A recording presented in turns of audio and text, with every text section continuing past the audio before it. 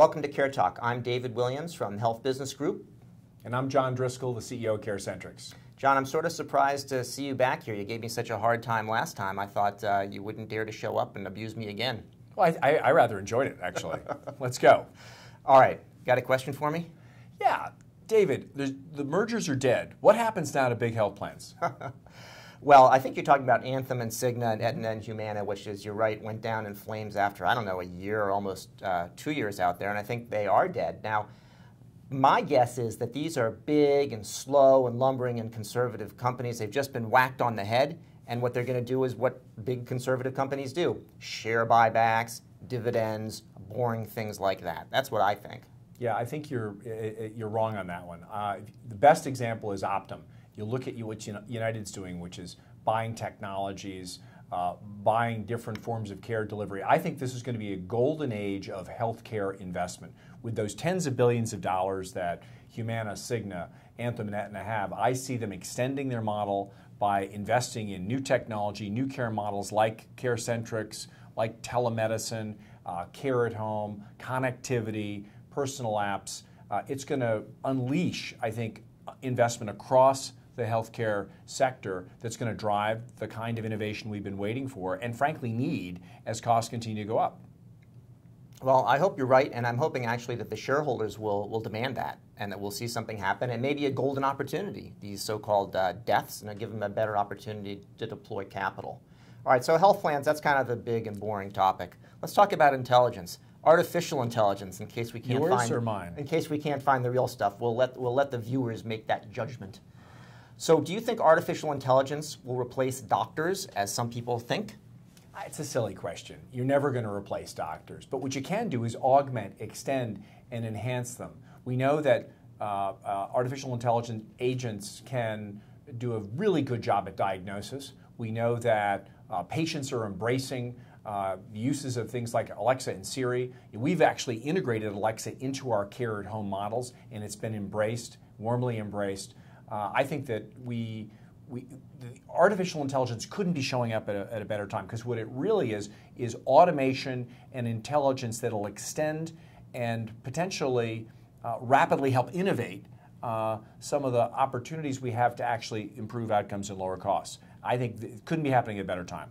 So I think artificial intelligence is great, and you're going to see the big impact outside of healthcare, and that actually what's going to happen is there's going to be even more of a gap between where healthcare is and the rest of the economy. So if you think about autonomous vehicles, I truly believe that you're going to have the end of truck drivers and delivery drivers over the next few years. Why do you change the topic? I'm not changing the topic. We were talking about healthcare, and you're driving away in the big truck. I'm coming. I may need to. I'm coming back to healthcare. So in healthcare, what happens is you've got these big electronic medical records that hospitals invested billions of dollars in. They've got a bunch of data that's not that usable, and then you can only attract second-rate data scientists to come in and use it and make garbage out of garbage. David, if you don't start with a foundation of data, you can't actually create the intelligence and insights that we have the ability to do.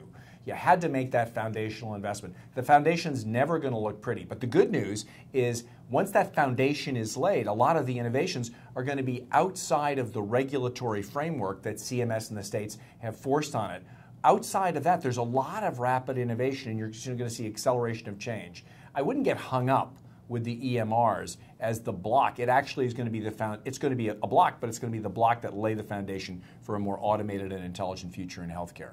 So as far as Alexa goes, my 11-year-old says, "Alexa, Alexa," and then he starts talking to his mother like that as well. So I'm not sure what we're going to be raising in terms of the next generation of children who are exposed to this sort of thing. I don't know what goes on in your household, but I will tell you that right now, our patients and our folks who we're trying to prevent from being readmitted to the hospital are embracing Alexa as a gateway to our nurses and to automated information that'll help them manage their lives. Let's try to stay on the topic of healthcare. All right, John, what else do you want to talk about now? Well, there's this haze that's starting to form over the Medicare Advantage program with this announced whistleblower suit. Yeah. And I fear that it's that the skeptics are out with knives for a program that actually has held up pretty well. What do you think is going to happen? So, whenever you see a whistleblower, especially in this kind of a case, where billions of dollars are at stake, it could be a life-changing amount of money for the whistleblower. So you always have to keep that in mind.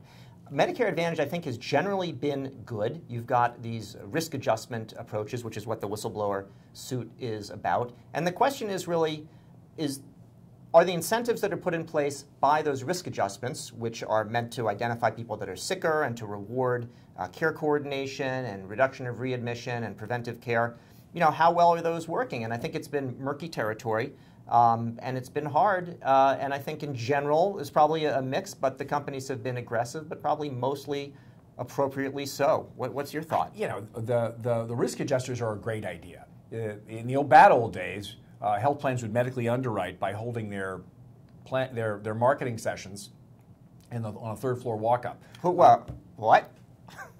The Medicare plans would medically underwrite Talk through slower marketing. to me. I only have the regular intelligence. Well, let's go to the point, which is that the incentives around the risk adjusters are a really good idea. You want to incent health plans to do more for those patients and enroll more patients who are actually sick. The program is working. It's showing better outcomes. I think this is a classic example of the skeptics taking advantage of a whistleblower suit. And I would also say that the rules aren't terribly clear. But in general, the Medicare Advantage program is here to stay because it's delivering results. So I want to hear more about this party on the third floor, but maybe let's talk about marijuana. So, marijuana is going mainstream, John, like it or not. And you've got medical marijuana followed closely. It sounds like you like it.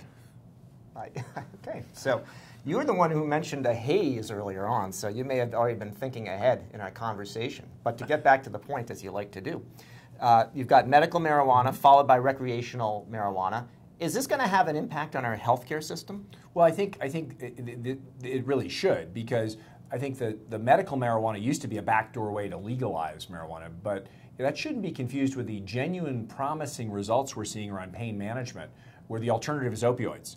And since we know that that is a corrosive cancer in the entire healthcare system, let's run to cannabis and see if it'll work. And we can replace a lot of the dangerous drugs with maybe one that we actually understand and would be much safer for patients.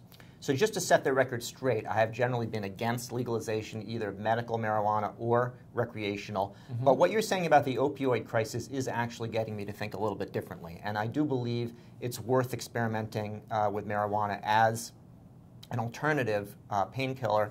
And I could think about the medical one as kind of like a prescription drug, and recreational is more like an OTC, over-the-counter product. And I think it's worth a try, so we may agree on that. You'd make retailers happy all across America. Probably would. With that, John, are you ready for the lightning round? I am. John, the feds are doing essentially nothing on drug pricing. Is there anything the states could be doing?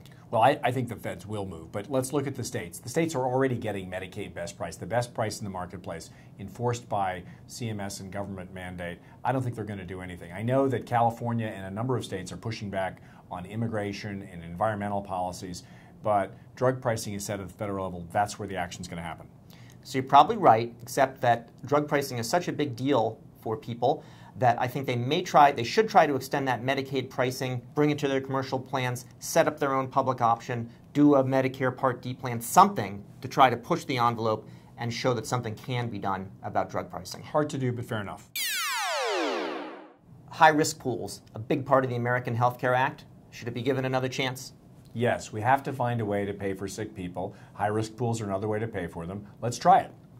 Well, the pools are a nice idea, but as I understand, they're only filled with funding 1/5 to 1/3 of where they need to be, so people are going to dive in and break their heads open. Oh, clever, clever, clever. The reality is, if we find a way to fund and cover sick people, it's a way to create stability in the exchanges. Let's try it. John, do you think Donald Trump is really serious when he talks about not covering people, let's say, who get diabetes because they didn't eat right or weren't active? Well, I think you're perhaps one of the few people who would put serious and Donald Trump in the same sentence. It's certainly with regard to health care. We're a big-hearted country, David. People are going to be covered. Regardless of what people say in Washington, sick people are going to be covered by the American health care system. It's who we are. It's what we do. It's a silly point. You're getting a little soft, John. I think that Trump looks at himself as a kind of big tribal chieftain, and his people he wants to take care of. But if you're not one of his people, he doesn't really care, and to hell with you. When it comes to covering people, we're unified as a country. People are going to get care. It's a silly point. Every year about this time, we hear about insurance premiums going up on the exchanges for next year. Trump's fault or Obama's fault? Statute of limitations, David. Trump's in charge in the White House. It's his market, his prices. It's going to be his inflation. It's his problem to solve. These are Trump's premium increases.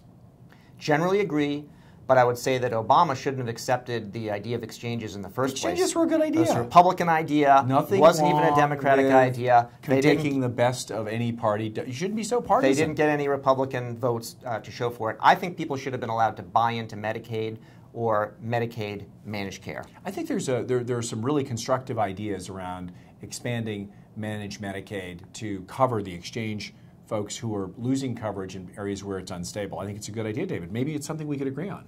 All right, John. Well, let's end on an agreeable note. We've come to the end of another edition of Care Talk. I'm David Williams from Health Business Group. Thank you for joining. And I'm John Driscoll from CareCentrix. Thanks. Remember, you can subscribe to Care Talk so you won't miss another episode. We'll see you next month.